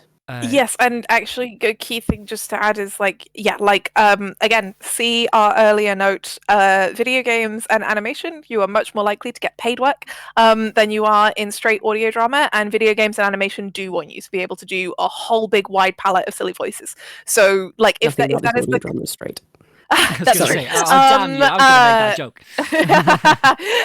But yeah, so like if you do want to do like games and stuff, I would actually really strongly recommend both Tobias and Paul have really good video game reels. So check them out and use them as a guide. Like, and what you will see is that the things that they bring in are like strong American accents. Not as good. Well, I think it's more that like they like I think like if we want like a model like it's like American accent, it's like certain archetypes. Like if you play a lot of video games, you'll know the kinds of characters that appear a lot. If you're gonna do a Scottish, it's probably gonna be some kind of like fantasy medieval, sort of hack and slash kind of thing, like or a dwarf, yeah. I was so excited. Sorry? I thought you were going to do a Scottish accent, and I was so excited. Absolutely fucking not. I'm not an actor. I don't have to do that shit. Well, she's not Tobias. No, that's all you get. I'll say one word. It's no. That's just no. No. We're going to get one on every stream. We're going to get one on every stream. A terrible Scottish accent on every stream. No, I can't even do it. There you go. It can't be done. Scottish isn't on my thing. There are there are only 3 accents I will improvise in, other than my natural, which is London, because I grew up near London. American, because you have to have an American. It's general, and Irish, because I don't know why, it's just very comfortable for me. I do have Irish ancestry somewhere, and I am only allowed to do it because my voice agent is Irish. They don't let people on it. They heard it and they went, you are allowed. And I'm there like, I have got permission from the fates, but that's it. Truly, this is why you're allowed on our like wildly British Isles podcast, because like it's a Celtic nation has accepted you, has given you a blessing. But will there be a soundtrack release soon? So I believe the intention is that we will release the soundtrack after the completion of the series, because Amber is currently composing the soundtrack whilst we are making the series. And also, at the so moment, it's not finished yet. Yeah, at the moment, it's currently a bunch of files in a folder labeled Campfire 1, Campfire 3, Horse, Giant. Amber, please leave the song labeled Horses or song labeled It has Horse. to be labeled Horse. Just Horse. Just Horse in all caps with an exclamation mark. Horse. Please. And it's going to be that really cool, atmospheric, slow creeping, and the title will be so incongruous. That is what it's called. That is the track. That is the track. That is the currently labeled Horse. Ross, you had a question about Felix that you asked earlier, and you were like, wait, well, I'll ask it on stream. Oh yeah. Like 2 hours ago. So I get very excited talking to all these wonderful creative people, and I ask them questions while you're all listening to the episode, rather than like when we're doing the question and answer thing that we're supposed to be doing for the audience's benefit. And I asked Robyn, so when we recorded in studio, we recorded all of our main cast in studio, and then we went off and did the remote recording with the kind of the additional actors and everyone else, all the other wonderful people we got to work with, but we did that remotely, totally separately in a different record week. So that means Robyn had not heard Felix Trench as Kay, and had done that entire thing with me, who I am the opposite of everything Robyn just described. I have had to be a voice actor. I hate it. I'm bad at it. I am very dyslexic and I cannot sight read at all. Hey. Your voice got a second place at the Sonic Dash, so do not put yourself also, aren't you like literally a professional performance poet who tours the country because you are invited to speak on stage at festivals? You did Isn't that like your whole ass job? Yes, but I can memorize that. I can't get on stage with a thing to read. I memorize it entirely, and then I get on stage and do it. Put a script in front of me. Like, Amber has had to deal with this for years now, because we first recorded together with me acting in 2018. Yeah, that's about right. And then I was like, yes, Camlann, I don't have to act. And then I was brought in to be Felix Trench. Yeah, that's it. I want to point out, so you didn't have the accent, but you had the vibes. You had the creepy vibe. Like, genuinely, like, you were very sort of, even your posture, I love watching this dude, because it's sort of your posture change from normal human to like, I don't know. I don't know if you're not watching, if you're only listening to this, it's going to sound very strange. You sort of straightened up in the sort of generic evil man, Tumblr Slender Man sort of thing. It's beautiful. But yes, I did hear a bit of Kay, because you did play me Felix's audition. Yes. So I got vibes from that, and then I read with you. And it is always weird, because it's how you record a lot of things. And whenever there's money, you don't really work with other actors. Because they want to, if they have money to spend, they're not going to spend it on putting actors in studios generally, because they want to cut money because they're having to spend it on other things. I just find that very interesting. That the indie stuff I've done, when I've been paid sort of at indie rates, which is still lovely to be paid, that's when they're like, no, we should try and bring everyone in. This is great. But whereas when you do sort of video game stuff, they're like, we are spending so much money on this. We are not putting every actor. We can't do it. And also, it's messy. We don't want to do that. Mm-hmm. So that's when you do your lines extant other people. And occasionally they'll play you back what other people have done. So I'm quite used to sort of imagining what this person's doing. So it was actually lovely to have Ross, to have somebody reading the lines. And I think you really got that vibe right. The first time I heard that scene in its entirety was when you sent us the episode. And I was like, oh, Casey, he's mean. That's terrible. Very no. That's toxic. Let's go back to the toxic man. Robyn, speaking about major villain in our series. Oh, he's mean. Yeah, like I sure hope so. Yeah, like he's not a nice man. No, not at all. Although it was interesting directing Felix, actually, because like we had a lot of discussion of how Kay works, because so someone in the chat said that they were the person who asked me for Arthurian sources, and that because of that they know who Kay is, and that was like exciting for them in episode 3. Yay. So if you are familiar with Arthuriana, then you know that Kay is a little bitch. I'm sorry, I know lots of people trying to rehabilitate Kay, and I get that, but he pisses me off. So I was just like, okay, cool, I'm gonna write Kay as like this little bit. I love the wonderful thing about this podcast is it's like Arthuriana as fandom, and I love it. It's great. It's just my very strong opinions about Arthuriana. But yeah, no, so Kay's a little bitch. Because of this, like, I find Kay very easy to write, but also he pisses me off, and I find him easy to write but quite hard to direct, because in order to direct a character, you kind of have to understand where they're coming from and relate to them as a person, and not just, you know, like, and it's that classic thing of like, no one thinks of themselves as a villain, and so is anyone else hearing like random kind of audio interference coming in? I keep hearing like okay, maybe it's just me. No, I think I was hearing some. I don't know. Yes, like I think Kay gets a better rep the earlier the story, but honestly, like, he lacks the moral fiber to maintain it is the issue. So no, I'm sorry, I really don't like Kay. But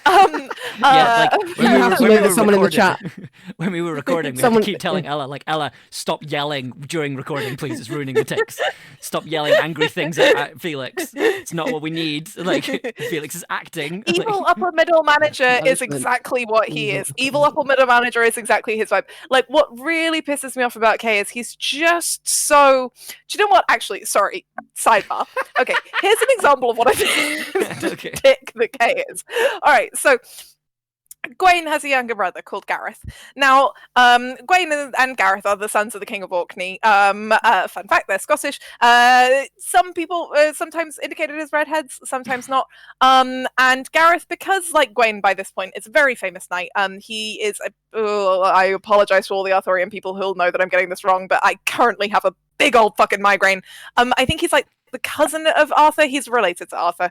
And so Gawain is like very much like kind of Arthur's first man. It's like Arthur, Gawain, and Lancelot. Like they're like the trio, and then everyone else kind of comes down from there. And like when Lancelot does all of that like nonsense, Gawain is the person who becomes like Arthur's second and kind of continues to be Arthur's second. And Gawain is a wonderful character, but because Gawain is so high up in the court and so well thought of, and Gareth is the younger brother, he kind of has that younger brother thing of like he doesn't want to be in Gawain's shadow. So when he comes of age and comes to Arthur's court, he doesn't want to tell people that he is a prince of Orkney. He doesn't want to tell people that he's Gawain's younger brother, and so instead he comes dressed as a servant, as a humble peasant, and he comes to Arthur's court and he's like, I just want to be a knight. I believe in what you do, and I have the strength and I have the skill at arms, and please would you at least let me be part of the court for a year? I'll do whatever you tell me to do. And Kay, who is a little bitch, is like, oh lol, this fucking poor person, how dare he fucking think he's allowed to be here? And Kay puts this guy like, and so kind of one of the things about this is that like one of the foreshadowing bits of the story is that like Kay points out that if this young peasant wants to go to work, he has very lovely hands. He's clearly not done a lot of manual labor. And so Kay's like, well, we better fucking fix that. Put him to hard work immediately. And so Kay calls him Bowman, beautiful hands, and takes the piss out of him. And then Kay, who is very rich and powerful in the court, just spends the entire following year bullying Gareth. Like he literally like in the story goes into the kitchen, calls him names, pushes him, fights him. Gareth can't defend himself because he's a servant. Like Kay just takes his time to go and beat the shit out of poor people in Camelot because he can, because it makes him feel big, because he's not as good at being a knight as the other knights are, because he lacks any sense of integrity or chivalry anyway. So like a year later, Gareth has done this like Bowman has done this thing of like doing the year of like service, and Arthur's like, okay, well like you can go be a knight now, and Gareth rides up, puts some knight stuff on him, but still no one knows who he is. And Kay like follows him to bully him and be like, oh, this is hilarious. You think that you're going to be a knight? Come on, come at me. And basically, I can't remember exactly like the sequence of events, but basically whilst Gareth doesn't have proper weapons, Kay fully tries to kill him just because it pisses him off that this poor person could dare to think that he could be a knight.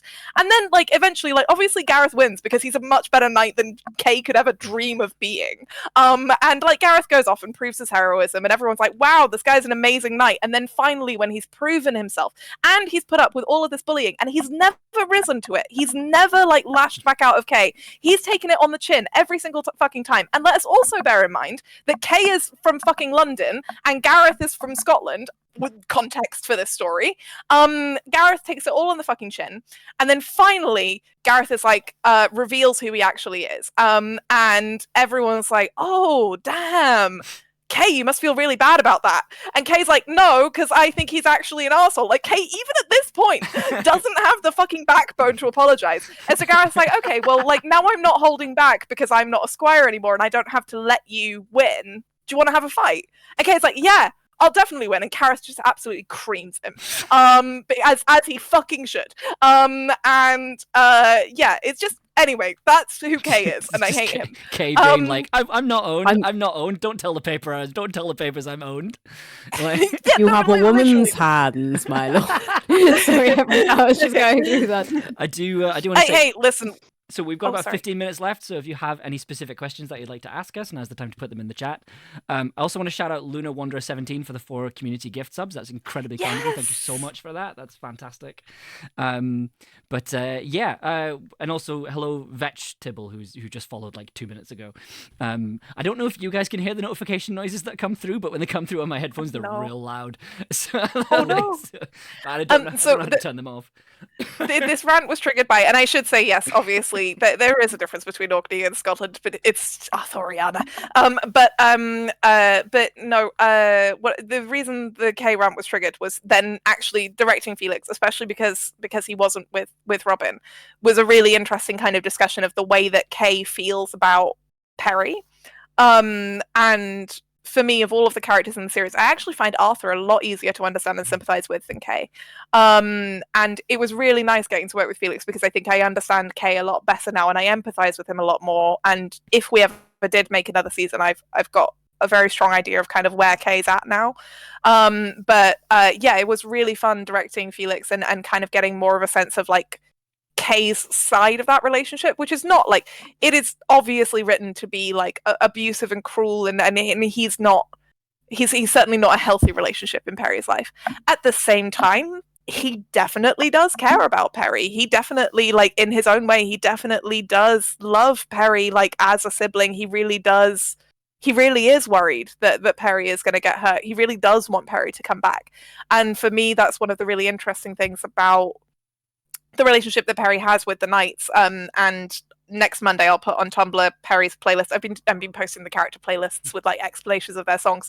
But Perry's lead track on their playlist is Brother, which is like, has this refrain which is like, when I look in the face of my enemy I see my brother, which is like Perry's big problem is that like fundamentally the Knights do feel this like deep familial love for each other, and all of the Knights love Perry, and like Perry does feel that draw to them, but and they wouldn't want Perry to die, and they wouldn't want Perry to be hurt, or at least not in a way they couldn't fix, but yeah, it's always interesting. That's dreadful.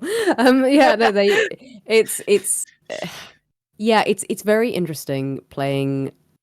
It's very interesting playing a non-binary knight in that sense of what brotherhood means to somebody who isn't identifying as a man.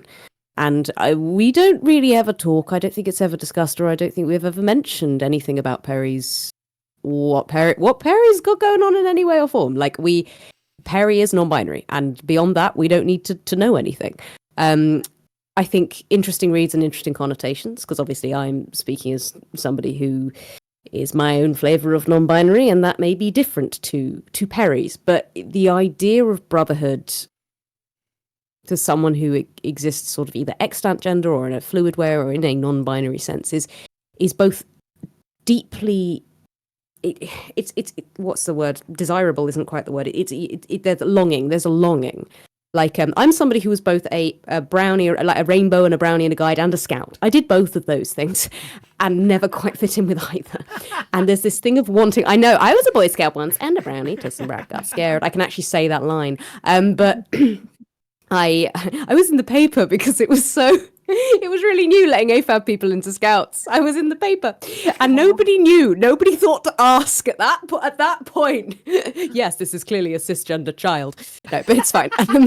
Either way, no. Obviously, tomboys exist, and that's fantastic. But it's interesting that this sense of gendered unity does exist, and of course, it doesn't have to. Like, a brotherhood can exist beyond that. But sorry, this is a very messy topic, and I'm not really finding the words I want. But it's simultaneously... God, I wish I could just be part of that. I wish I could just settle and let myself be.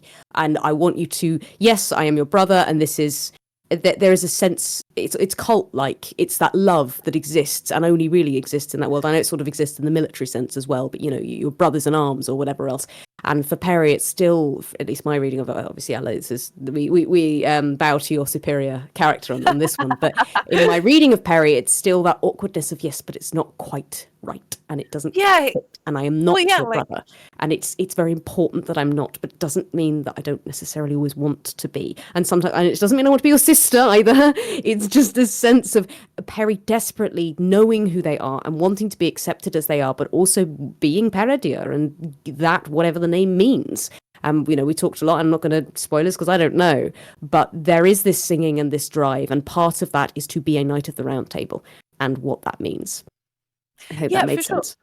Yeah, no, it really did. Like, so yeah, like this is a huge theme in Camlann, and like obviously outside of the metaphor, like, I'm quite open about this. I'm an abuse survivor. I had to cut contact with my parents because they were criminally abusive, and I think that if you are an abuse survivor, either from like a domestic relationship, like a romantic relationship, or like familial abuse, it's really complicated because the reality of abuse is not what American media or media in general wants it to be. That is that there's like one evil abuser and one angelic victim and never the twain shall meet. Like, the reality of the abuse is much more intricate and intertwined than that, and in reality, like, the vast majority of abuse survivors are people who very much love their abusers. Like, I love my family deeply, and I wish I could be with them, and I grieve the fact that I can't see them, even though they're alive in the world right now, and I could go find them if I wanted to. Like, and I really grieve that relationship. And Perry's relationship with the Knights, for me as a queer person, is very much about like the ways that when you are queer or neurodivergent or whatever it might be, and you have a difficult relationship with your family, you have this like terrible ongoing conflict between like your sense of identity and your love towards your family and your group of people, which is like you love them but you want them to see you, but they don't see you, or they can't see you, or they don't interact with you in the way that you want them to, and you just so badly wish that you could have the relationship with them that you want, but you know that the only way you can actually have that love is by compromising a part of yourself, and you have to decide whether that part of yourself is more important to your health and your freedom, or whether it's like having that relationship. And some days one of them's going to feel bigger, and some days the other one's going to feel bigger. Some days I miss my mum and dad so much that like I weep, and other days I know that I would not be the person I am today if I had not escaped them. And I think that for me, like Perry and Perry's transness and Perry's relationship with the Knights is all about that. Like that Perry, like, part of them just knows how much easier things would be in some ways if they could just go back and be what the Knights wanted them to be, and then they would have like all of these brothers around them, and they'd have all of that love, and they'd be riding out and killing monsters and protecting people and part of something bigger than them, and the only thing they'd ever have to think about is what they were supposed to do. And striking out on your own and making your own identity, like crafting your own version of your story, and letting go of all of that support and letting go of all of that love is so difficult. But at the same time, like, it is that thing of there's this lovely Brennan Lee Mulligan quote from Dimension 20 of like, everyone who has ever told you that like they will look after you as long as you behave and as long as you are the kind of person that they want you to be was already hurting you. Like, if they loved you on the condition that you were X or you did X, then they were already hurting you. And you know, some people are able to compromise, and sometimes we have to, because we have elderly relatives, or we have people that we don't want to lose from our lives because everything else about them is so important to us. And so we shave bits of ourselves off, and as queer people we change the clothes we wear or the language we use so that we can fit in at work or with certain relatives or whatever. And other times it's not worth it, and it's not worth folding yourself into that box for that interaction, and it's too painful and it's too bad for you and it's too scarring, and you don't do it. And a big part of like Perry's story is that whilst on the one hand being Paradir is great for them, they love Paradir, like they loved that character even before the apocalypse, that's why they chose that name. Like, the other side of it is that unfortunately for them, Paradir amplifies that existing tension that they had with like how they define themselves with different people, and how they define themselves with different people that they love, and what relationships they keep and what relationships they lose through that process of self-identification, which obviously is like a very trans and queer story. So yeah, like I love my Perry. Thank you so much for being so vulnerable there with, and that was, I love Perry too. It's very much a, I won't go sort of too into why I can relate with that. I'm fortunate to come from my family are supportive, but at the same time, my family do that thing of, I don't think they get it, but they do love me, which is nice. But sometimes it's that feeling of not being seen fully by people. And I think part of what makes this story so beautiful is that they all see each other, and they see beyond the name, and they see, you know, Perry doesn't see Morgan as Morgan Le Fay. Perry sees Morgan and sees Di and sees, you know, people, sees the people first and sees them in all of their messy entireties. And there's something very, very beautiful about that. And in a story that is so invested in identity, I think you've done a lovely thing there. Like, there are parallels and metaphors that the names are, you know, if we go into deep critical analysis of this, I'm sure we look at the names and they are metaphors for the people we are meant to be or supposed to be versus the people we actually are. And we could do this for hours, but let's not. But yeah, there's something delightful about that. And for Perry in particular, and we touched on it last episode, they chose their name. They chose the name Peredia. And for also that to be accepted as their name, you know, that's the thing, is you are, the name again, I'm going to nick a Sister Song quote. I'm going to say there's to do with, and I'm going to misphrase it, but the most important names are the ones we choose for ourselves. And I think it's beautiful that while the apocalypse has happened, it's very gender affirming. It has accepted Peredia's name. The apocalypse says trans rights. The apocalypse does say trans rights. Post-apocalyptic UK is somehow less transphobic. Well, yes. There are themes. Yes. And they're glorious. So thank you for this gift of a character, because they are delightful. And yes, what is in Perry's pants? Chivalry, correct. Same as what's in mine. I think I said in the long rambling thing I did about Perry, which is we have the same gender, that is of a knight. And that is the most important thing about our gender, is that. Knight is a great gender. There was a discussion in the chat during the episode about Perry versus Perry, like what would win, a hill or Perry with a shovel, which... does unfortunately depends on the time and the length. I was going to say that technically makes Perry a shovel knight, which I find very delightful. So this is Perry. No, like I unfortunately in the actual show answer the hill wins, because it's something that we kind of come back to again and again. So we're near the end of our hour, but like the briefest summary I can think of is my nan's a witch. She worked for a long time with Indigenous people from around the world. She's like a freelance hippie activist for her whole life. She lives in Wales. Her house is to those corporate hippies. Yeah. Well, you know, there are Witches corporate hippies, Robyn. I've been on Instagram. But you know, she's been a hippie witch. She's been working with Indigenous activists since the 60s. And she lives in Camlann. Like the cottage of the show is my nan's house. And so because of all of the work that my nan has done over the course of like 50 years with various Indigenous people, in particular Aboriginal people, Navajo people, I grew up like learning a lot about like Indigenous teachings, or at least the parts of them that aren't closed practice, and like it's really informed a lot of the way that magic works in Camlann. And a big part of it is that like magic and magical things are tied to the land, like the life of the land and kind of the soul of the land is very, very important. And there is much more magic in like a hill than there could ever be in a single person. Even King Arthur, even Guinevere, like even kind of very famous stories, like the dirt and the pebbles like have so much magic in them, and that's really important. I know. Yeah, no, well, exactly. Like it's you know, it is the womb and tomb that all of us come from, and to which all of us will return. But yeah, like there's a lovely Indigenous saying, which is that the other world, depending on the faith and practice, is as close as the other side of a leaf, and that's like a big part of like how the other world in Camlann works. Like that magic and creatures and all of this are always like as close as the other side of a leaf.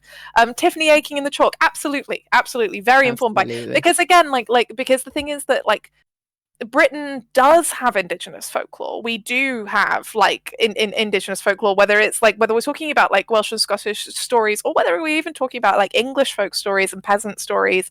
It's very, very often about the land. Like the reason that episode 3 opens with this thing about Idris Gower is because like we so often, like the reason that giants are so important in British like folklore is because like we so often looked at our hills and saw them as people. Like and the same with like worms and dragons and things like that, and our lakes as well are really important. The names of lakes in Wales in particular is really important. Like yeah, like the British Isles is like very much a land of magic of the land. It's something that's really important to our culture, to our collective cultures, over the last 2,000 to 3,000 years. And it's a beautiful thing. And it's absolutely soaked into our oldest stories. And Camlann is very informed by that. Perry would give it a good go, but they would fundamentally be defeated. They would. It's a Sisyphean task. They'd give it a good go is the important thing. Okay, shall we? Well, shall we wrap is Die on the other side of the hill? That's the question. Like, what are they digging for? You know what? Actually, my partner Max was talking to me the other day about this, which is just like you should not separate Di and Morgan. Like the quickest way to get very, very injured is to separate Di and Morgan. If you separate, like I think Max was like, "Oh, can you imagine a situation?" This was fully at this point, I think, basically fanfiction. But Max was like, "Can you imagine a situation where like bad guys captured Di, Morgan, and Perry, and they told and they separated Di and Morgan and told Di and Morgan that they were hurting the other one, and then they come to Perry and they're like, we've captured your friends, we've told Di that we're hurting Morgan, and we've told Morgan that we're hurting Di." And Max was like, at that point, Perry just starts laughing because like it's like they will just break stuff. That's like fingers in your eyes territory. Like You haven't you don't captured understand. them; they have captured you. Congratulations. Do not separate these two. Like you must not separate. They are them. a matched set. They They must are a be matched adopted set. together. They must be adopted together. You can't split them up. You can't. It's very important. I saw them both and went yes too. Yeah, you did. You were like, I think Perry was fully like, yes, they like okay. There is no choice about which one I go with. It's both of them or neither. Sorry, we're at the end. No, that's okay. No, this is good. This is nice. Like I'm very proud of us for making it the full 2 hours. Honestly, I didn't doubt us, but I was very much just like we are all quite ill. I mean, I did start this in a hoodie and trousers, and I have ended in booty shorts and a vest because the I'm fever not is. taking my sunglasses off. I tried waiting to try earlier night and it nurse. was bad. The light tried to stab me and it was evil. Oh, honey, but no. When you say things like that, and I'm not in the room with you, I can't hold you, and that's bad. You need to be careful.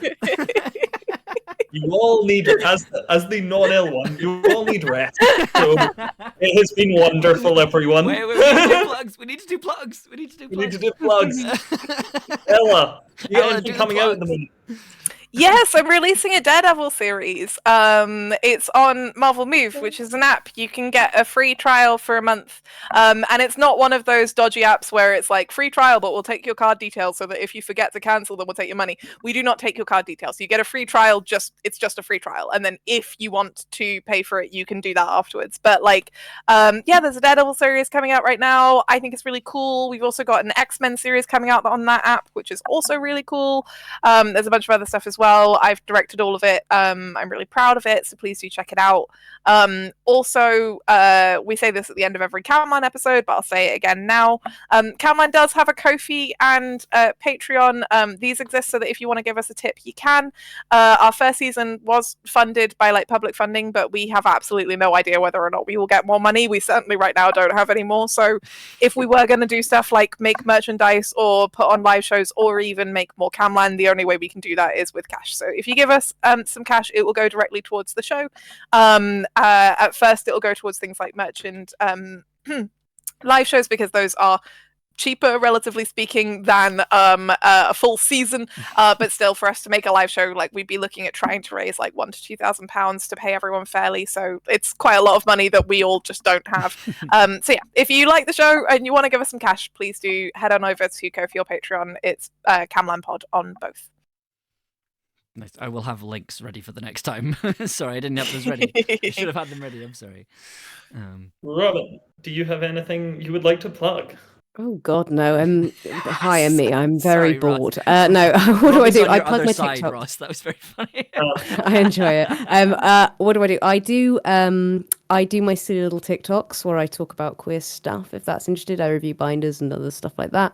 I also do make the art stuff occasionally. I've been doing that more. I'm not really an artist. I do this as a hobby. So occasionally, if you like, the Camlann fan art, I'll try and post that more on socials. Otherwise, as I say, if you need an actor to do cool stuff, I'm around. I do that stuff. I teach. I do stuff. So yeah, that's great.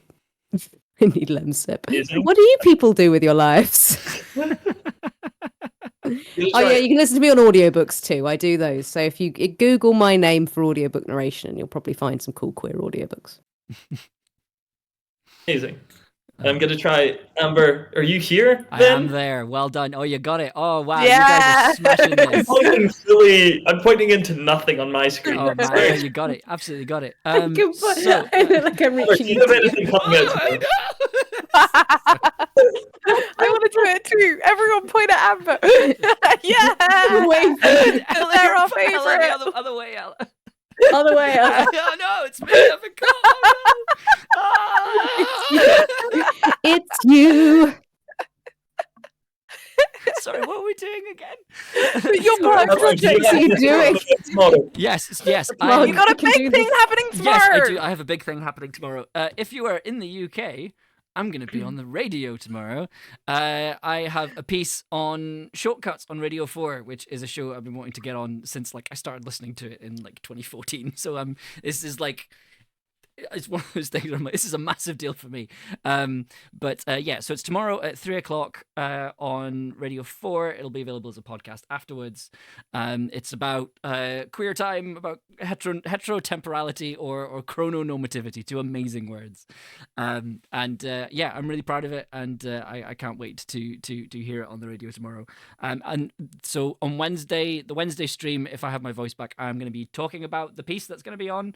We're going to kind of move the Camlann streams around because it means I get to talk about this piece. I get to take it apart, how it was written, where it came from, and we get to talk about all that jazzy stuff as well. Sorry, I was so prepped for this plug, and then as soon as I started talking, it was all the screaming just took out all my energy. Ross, tell us about your projects. I worked on this really cool show called Camlann. Is that available wherever you get your podcasts? Yeah, that's right. It's available wherever you get your podcasts.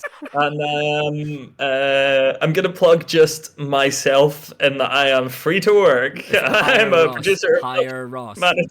Higher Script consultant, and it's just that time of year. We talked about it it. is. Ross was the script consultant on Camlann. I do not think that Camlann would be the series it is without Ross. Seriously, he completely transformed the series. He is such a fantastic writer, editor, collaborator. Every show needs a Ross. If you make audio drama, if you write poetry, if you write any kind of genre fiction, you need a Ross in your life. If you make films, you need a Ross in your life. Get yourself a Ross. This Ross specifically. This one specifically. This Ross right here. Amber, you're going the wrong way. No, but on my screen, I'm pointing at you, and it's my screen that everyone can see. So fuck okay. you. Because when you corrected L, I don't know either. My Discord call, baby. I'm really tired. I need to go to bed. I need to go to bed right now. Hey, everyone watching, can you tell that we're all a little delirious? Can we end the stream now, please? We all good. Delirium never hurt anyone. We've done all our plugs, so thank you very much for watching, gang. We are all gonna go sleep. Bye. Good night. Bye.